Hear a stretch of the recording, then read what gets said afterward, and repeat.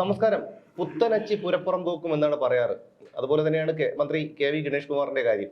അദ്ദേഹം ഗതാഗത മന്ത്രിയായി ചുമതലയേറ്റ ഉടൻ നമ്മൾ എന്തൊക്കെയോ പ്രതീക്ഷിച്ചു. പക്ഷെ ഇതൊന്നും നടക്കാൻ പോകുന്നില്ല എന്നുള്ള കാര്യം ചുരുങ്ങിയ കാലത്തിനുള്ളിൽ തന്നെ, ചുരുങ്ങിയ ദിവസങ്ങൾക്കുള്ളിൽ തന്നെ അദ്ദേഹം തെളിയിച്ചു കഴിഞ്ഞു. ഇലക്ട്രിക് ബസ് വേണ്ട എന്നാണ് അദ്ദേഹത്തിന്റെ ഇലക്ട്രിക് ബസ് വേണ്ട, അത് പിന്നെ നഷ്ടമാണ് എന്നാണ് അദ്ദേഹം പറയുന്നത്. ഇപ്പോൾ അദ്ദേഹം ഒരു കാര്യം ആലോചിക്കേണ്ടത്, ഇപ്പം ഗണേഷ് കുമാറിന്റെ ചില ഐഡിയകളും ചില പദ്ധതികളൊക്കെ അത്ര മോശമായ കാര്യങ്ങളൊന്നുമല്ല. അദ്ദേഹം അല്പം നല്ല ഒരു ഐഡിയ ഉള്ള ഒരു കക്ഷിയാണ്. പക്ഷേ ഈ പിന്നെ ഗതാഗത സംവിധാനം എന്ന് പറയുന്നത് പ്രധാനമായിട്ടും ലാഭം മാത്രം ഉദ്ദേശിച്ചുകൊണ്ടുള്ള അതൊരു സേവനമാണ്.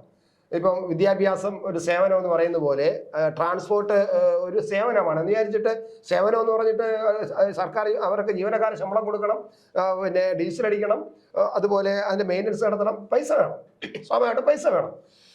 പക്ഷേ ഈ പദ്ധതി കൊണ്ടുവന്ന എന്താണെന്ന് വെച്ചാൽ അത് പ്രധാനമായിട്ടും ഈ പൊല്യൂഷൻ കുറയ്ക്കാൻ കഴിയുക എന്നുള്ളതാണ്.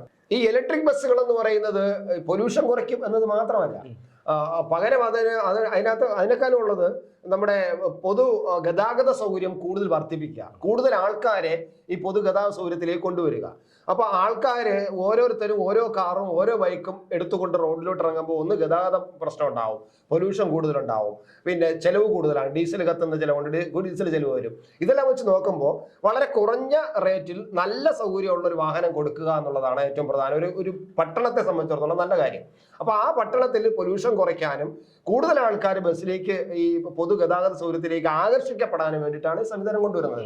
അത് നഷ്ടമെന്ന് പറഞ്ഞ് നിർത്താൻ പോവുക എന്ന് പറയുന്നത് ഗണേഷ് കുമാറിനെ സംബന്ധിച്ചിടത്തോളം, ഗണേഷ് കുമാറിന്റെ ഇതുവരെയുള്ള എന്താ പറയുക, അദ്ദേഹത്തിന്റെ ഐഡിയ ഉള്ള വീക്ഷണമുള്ള ആള് എന്നുള്ള വിലയിരുത്തലിൽ ഒരു അബദ്ധം പറ്റിയിരിക്കുന്നതാണ്. അല്ല, അദ്ദേഹം ഇപ്പോഴും പറയുന്നത് ഡീസലിൽ ഓടുന്ന മിനി ബസ് എടുക്കാവുന്നതാണ്, പുതിയതായി വാങ്ങും എന്നാണ് അദ്ദേഹത്തിന്റെ ഒരു ഐഡിയ. കഴിഞ്ഞ ഉമ്മൻചാണ്ടി സർക്കാരിന്റെ കാലത്ത് ഗതാഗത മന്ത്രിയായിരുന്നപ്പോൾ അദ്ദേഹം സമാന്തര സർവീസുകളെ നിർത്തലാക്കാൻ വേണ്ടി ചെയ്തൊരു ഉപായമാണ് ഈ എന്താണ് മിനി ബസ് വാങ്ങുക. ഏകദേശം എനിക്ക് ഹഡ്കോയിൽ നിന്ന് അന്ന് വായ്പ എടുത്ത് നൂറുകണക്കിന് മിനി ബസ് ഇറക്കി. ആ ബസ്സുകളെല്ലാം കുറച്ച് ദിവസം ഓടിയതിനു ശേഷം കട്ടപ്പുറത്താണ്. ഒരു ബസ് പോലും ആകെപ്പാടെ ഒരു ബസ് എനിക്ക് തോന്നുന്നു RCCയിൽ നിന്നും മെഡിക്കൽ കോളേജിൽ നിന്ന് RCCയിലേക്ക് ഒരു ബസ് പോകും. അതൊരു കാര്യം, ഓടി അങ്ങനെ കാണുന്നുണ്ട്. ആ ഒരു ബസ്സിനെ ഞാൻ കാണുന്നുണ്ട്. അതിനെ പണ്ട് ആൾക്കാരോട് ഞാൻ ഗണേശ വണ്ടി എന്നാണ് വിളിച്ചുകൊണ്ടിരുന്നത്. കാരണം ഗണേശന്റെ കാലത്ത് വന്ന വണ്ടിയാണ് ഗണേശ വണ്ടി എന്നാണ് വിളിച്ചുകൊണ്ടിരുന്നത്. ആ ഒരു വണ്ടി ഞാനിപ്പോ കാണുന്നുണ്ട്. പക്ഷെ ബാക്കി ഒരിടത്തും അത് കാണുന്നില്ല, എല്ലാം കട്ടപ്പുറത്താണ്. അപ്പൊ ഇലക്ട്രിക് ബസ്സുകൾ ഒരുപക്ഷെ കട്ടപ്പുറത്ത് ആയിക്കൂടാന്നില്ല. അത് കാരണം ബാറ്ററിയിൽ ഓടുന്ന സാധനമാണ്. അങ്ങനെ ഇലക്ട്രിക് ബസ്സുകൾ കട്ടപ്പുറത്ത് ആയിക്കൂടാന്നില്ല. പക്ഷെ എങ്കിൽ പോലും പിന്നെ ഈ ഒരു പദ്ധതി, അതായത് ഹരിത ഗ്രാമം, ഹരിത പട്ടണം എന്നുള്ള സംവിധാനത്തിനെ ഇല്ലാതാക്കാൻ കഴിയുക എന്നുള്ളത് ഗണേഷ് കുമാറിന് ഏറ്റവും വലിയൊരു പിന്നെ ഇതാണ്. മാത്രമല്ല ഇനി ഒരു കാര്യം കൂടി നമ്മൾ ഇതിനകത്ത് ചർച്ച ചെയ്യാനുള്ളത്, ഇദ്ദേഹം ഈ ഹരിത വാഹനങ്ങളിൽ ഇലക്ട്രിക് ബസ്സുകൾ നിർത്തൂലേ എന്നുള്ളത് നിർത്താൻ പോണില്ല. അത് വേറൊരു കാര്യം. കാരണം ഇവിടെ മന്ത്രിയല്ല, മന്ത്രിസഭയുണ്ടെന്ന് പാർട്ടി സെക്രട്ടറി പറഞ്ഞു കഴിഞ്ഞു. അത് തീർച്ചയായിട്ടും ആന്റണി രാജുവും വേറൊരു കാര്യം കൂടെ പറഞ്ഞു, ഇത് എന്നോടുള്ള വെല്ലുവിളിയല്ല, ഇത് ജനതയോടുള്ള വെല്ലുവിളിയാണെന്ന് ആന്റണി രാജുവും പറഞ്ഞു കഴിഞ്ഞു. അപ്പൊ സ്വാഭാവികമായിട്ടും ഇടതുപക്ഷ ജനാധിപത്യ മുന്നണി എന്നുള്ളൊരു മുന്നണിയുടെ കെട്ടുറപ്പ് അവിടെ തന്നെ വിള്ളൽ വീണിരിക്കുന്നത് വ്യക്തമായിട്ടൊക്കെ മനസ്സിലാക്കാൻ കഴിയും. കാരണം മന്ത്രി പിന്നെ പാർട്ടി സെക്രട്ടറി പറഞ്ഞിരിക്കുന്നത് മന്ത്രിയല്ല, മന്ത്രിസഭയുണ്ടെന്ന് പറയുന്നു. ഈ ഒരു മാസത്തിന് മുമ്പ്, അതായത് 2-3 ആഴ്ച വരെ അധികാരത്തിലിരുന്ന മന്ത്രി പറയുന്നു ഇത് എന്നോടുള്ള വെല്ലുവിളിയല്ല, ജനതയോടുള്ള വെല്ലുവിളിയാണെന്ന് പറയുന്നു. പുതിയ മന്ത്രിയെ വിമർശിച്ചുകൊണ്ട് സത്യത്തിൽ വെല്ലുവിളി ഈ ഇടതുപക്ഷ ജനാധിപത്യ മുന്നണിയുടെ അതിനകത്ത് വെല്ലുവിളികൾ 1. 2 നമുക്ക് ഇനി പറയാനുള്ളത്, അദ്ദേഹത്തിന്റെ ഈ പദ്ധതി എന്തായാലും നിർത്താൻ പറ്റില്ല, ഗണേശനെ നിർത്താൻ പറ്റില്ല എന്നാണ് എന്റെ വിശ്വാസം. നമ്മുടെ എല്ലാ വിശ്വാസം അതാണ്. പിന്നീട് നമുക്ക് പറയാനുള്ളത്, ഈ ഗണേഷ് കുമാർ അധികാരത്തിൽ വരുന്നതിനും, അതായത് ഇപ്പം മന്ത്രിയായി ചാർജ് എടുക്കുന്നതിന് മുമ്പ്, സത്യപ്രതിജ്ഞ ചെയ്ത് ചാർജ് എടുക്കുന്നതിന് മുമ്പ്, സത്യപ്രതിജ്ഞയ്ക്ക് ശേഷം ഇദ്ദേഹം വലിയൊരു പദ്ധതി മുഖ്യമന്ത്രി പിണറായി വിജയന് മുമ്പ് കൊണ്ടുവന്ന് സമർപ്പിച്ചിരുന്നു. ഇതൊരു ബൃഹത്തായ പദ്ധതിയാണെന്നും ഇത് നടപ്പിലായി കഴിഞ്ഞാൽ നമ്മുടെ KSRTC രക്ഷപ്പെടുമെന്നും നമ്മുടെ ഗതാഗത സൗകര്യം വളരെ മെച്ചപ്പെടുമെന്നും ഇതിനകത്ത് പറഞ്ഞിരിക്കുന്ന കാര്യങ്ങൾ അത്ര മഹത്തരമാണെന്നും വലിയ സംഭവമാണെന്നൊക്കെയാണ് ഗണേഷ് കുമാർ പുറത്തു വന്ന് പറഞ്ഞിരിക്കുന്നത്. എന്തായാലും പിണറായി വിജയന്റെ കയ്യിൽ ആ ഒരു പദ്ധതിയുടെ രേഖകളുണ്ട്.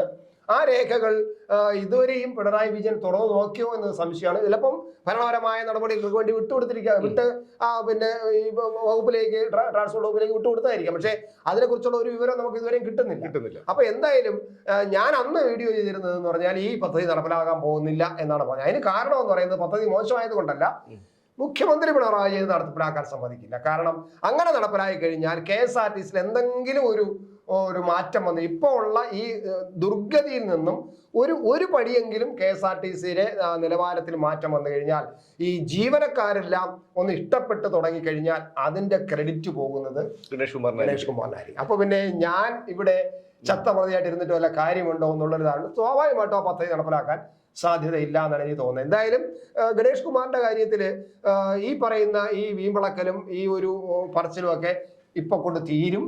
ഗണേഷ് കുമാർ വളരെ ശാന്തനായ വിധേയനായ ഒരു മന്ത്രിയായിട്ട് കുഞ്ഞാടായിട്ട് മാറുമെന്നാണ് എനിക്ക് തോന്നുന്നത്. അല്ലെ, എന്താണ്? തീർച്ചയായിട്ടും അങ്ങനെ തന്നെയാണ്. കാരണം ഇപ്പം പാർട്ടി സെക്രട്ടറി പറഞ്ഞതിന് ശേഷം പിന്നെ ഗണേഷ് കുമാർ മിണ്ടിയിട്ടില്ലല്ലോ, ആ കാര്യം മിണ്ടിയിട്ടില്ല.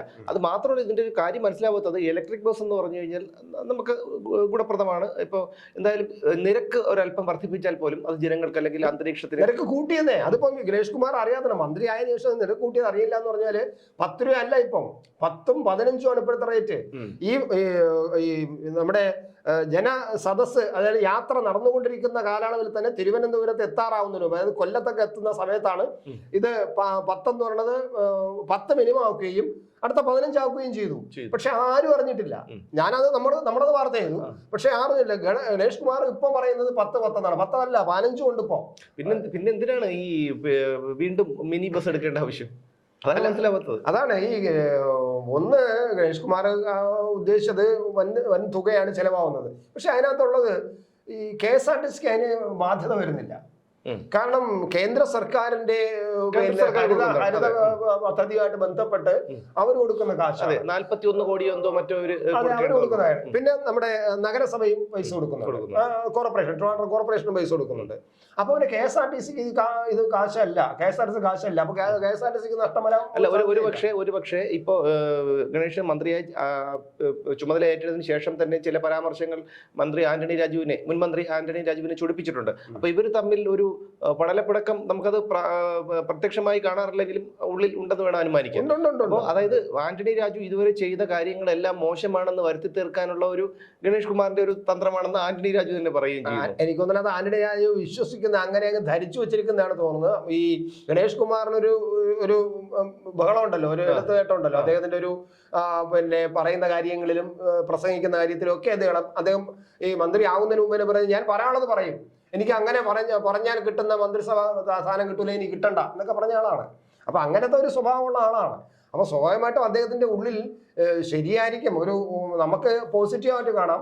KSRTC എന്ന് പറയുന്നതിൽ വല്ല അദ്ദേഹം മന്ത്രിയാവുന്നതിന് മുമ്പ് ഇടയ്ക്കൊരിക്കൽ പറഞ്ഞു, എനിക്ക് ഏത് വകുപ്പ് തന്നാലും KSRTC തരല്ലേ എന്ന് പറഞ്ഞ ആളാണ്. അപ്പൊ സ്വാഭാവികമായിട്ട് KSRTC മാത്രമാണ് അദ്ദേഹത്തിന് കൊടുത്തത്. അപ്പൊ സ്വാഭാവികമായിട്ടും ആ KSRTC നന്നാക്കേണ്ട ഒരു ഉത്തരവാദിത്വം മന്ത്രി എന്നല്ല, അദ്ദേഹത്തിനുള്ള ആ ബാധ്യതയുണ്ട്.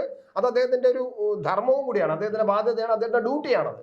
അതുകൊണ്ട് അദ്ദേഹം ചിലപ്പോൾ ഇത്തരത്തിൽ വലിയ വില കൊടുത്ത് വണ്ടി വാങ്ങിച്ചിട്ട് 3 വണ്ടി വാങ്ങിക്കുന്ന പൈസ കൊടുത്ത് ഒരു വണ്ടി വാങ്ങിച്ചിട്ട് ഇങ്ങനെ വെറും നിസ്സാരം 10 രൂപയ്ക്ക് ഓടിക്കൊണ്ടിരുന്ന നഷ്ടം വരുമെന്ന് പറയുന്നത് സ്വാഭാവികമായിട്ടും ഒരു മാനേജ്മെന്റ് സമ്പ്രദായം അനുസരിച്ച് ഒരു നല്ല മാനേജ്മെന്റിന്റെ വീക്ഷണമാണ്.